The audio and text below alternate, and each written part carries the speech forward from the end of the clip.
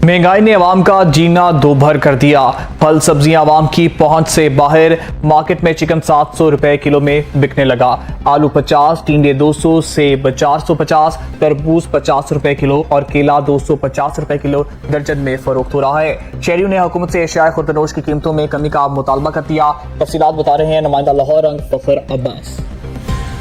जी बिल्कुल, अगर बात की जाए अशिया खुर्दनोश की कीमतों के हवाले से तो गोश्त हो, चिकन हो, दालें हों, फल हों, सब्जियां हों, वो हर चीज़ें जो हैं आम आदमी की पहुंच से दूर हो चुकी हैं।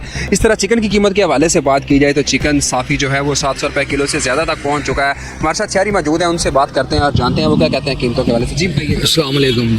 चिकन सरकारी रेट वो कह रहे हैं जी कि जो भी और डीसी रेट आया उसमें कोई शख्स देने को तैयार नहीं है। उनका अपना ही रेट है 700 रुपये, कोई 680 रुपये। इसी तरह सब्जियों पे आ जाए, हर शख्स का अपना रेट है। जब तक मीडिया है, जब तक वो देखते हैं कि मीडिया है, उस वक्त तक एक माकूल रेट दे देते हैं जो डीसी रेट है। मीडिया इधर उधर जाती है तो मीडिया भी कब तक जो इस कौम का साथ देगी। कोई महंगाई कम नहीं है, कोई कुछ नहीं, सिर्फ टीवी की दूध तक है कि महंगाई कम हो गई है। आप बाज़ार से चीज़ खरीदें तो आपको पता लगे।